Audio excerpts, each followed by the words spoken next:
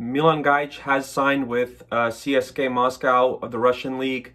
These have been the rumors for the last probably week and a half to two that Milan Gajić was leaving. Contract extension was given to him. His contract is set to expire June 30th, so the end of this month, in about 2 weeks or so. He rejected the contract extension. I believe it was around 450,000 euros a season that he would be receiving. He rejected that, and he said that he would look for a new club.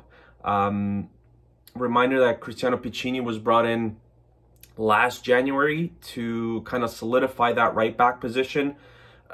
Gajić hasn't been that bad, but we didn't have essentially an alternate to replace Milan Gajić. So if he was ever injured, we would have to look for someone like bringing in Marko Gobelic, who has extended his contract with Red Star Belgrade. I guess it makes a lot of sense now that they extended Marko Gobelic because Gajić was going to leave the club, and I think the management probably knew that before the fans did. So that's why Gobelic extended his contract, and there was a lot of uproar about him extending his contract because he's just not a very good footballer, especially at that right back position where he's cost Red Star I don't want to say a lot of games, but he's picked up a lot of red cards in European play, which maybe the games could have turned out differently than they did.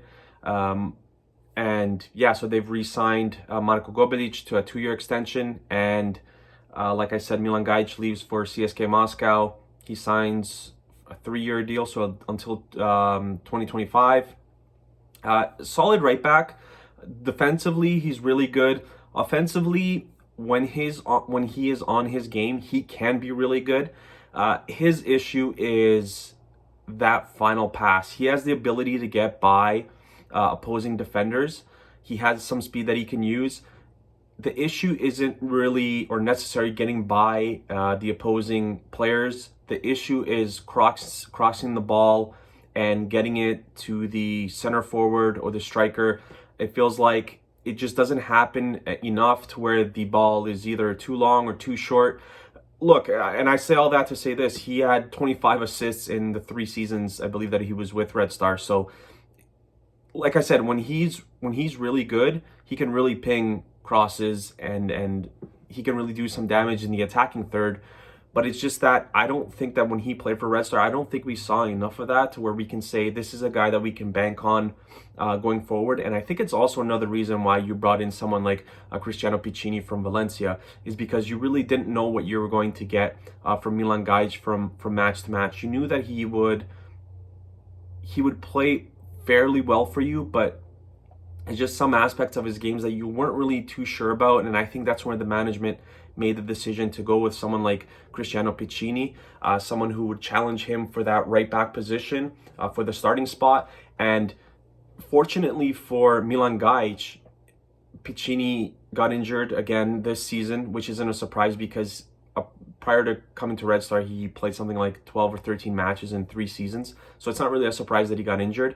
But to Gajić's credit, he played really well towards the end of the season. And even when Piccini came back from injury, Milan Gajić was getting the fair share of the starts. And yeah, he pretty much started a lot of the games that were, the tail end of the season. Like the playoff, I believe he started every single match. And even prior to playoff, he started a lot of the matches for Red Star. So like I said, the issue isn't necessarily, what he can do for you. He's always going to be up to par.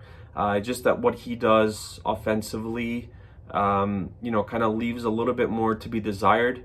He has experience, obviously, playing in Europe. He played for Bordeaux for 3 seasons. Not a lot of matches, though. I think 40 matches in something like 2.5 seasons, so not a lot.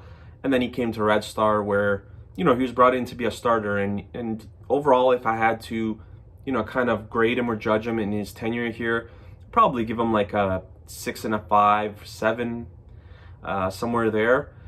Some really good matches, some poor matches, but that's pretty much every other player in the world. Not everyone's on par all the time. And yeah, I think it took a lot of Red Star fans by surprise that he kind of left. I think when we saw that he was heading into his last 6 months or so, I think the real question became if he was going to sign with Red Star. I think another important thing is Piccini is in my opinion, was going to be slated as the starting right back heading even into next season.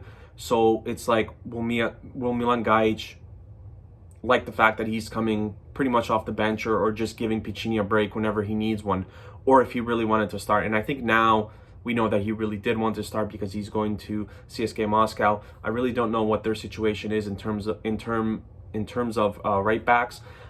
He's pretty much a right back. He played maybe a handful of matches as a left back, and that's when we kind of had to tinker with the lineup. I think Rodić was injured for a little bit, so I think some guys got kind of thrown into different positions. But he's primarily a right back or a right wing back, if you wanna look at it that. Played some of that this season as well, just because the formation shift at one point went to 3 at the back towards the tail end of the season. 3 at the back, so he was essentially a right wing back, and Rodić on the other wing was a left wing back. So yeah, a good transfer for him. Russia's a really good league, and wish him all the best. He's still very young, 25, 26 years of age, so still very young.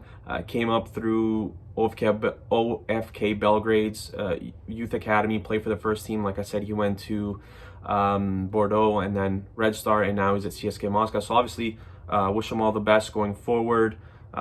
He was good for us. I wouldn't say really good, but he was good for us. And yeah, wish him all the best, and I wish he wins many trophies in Russia.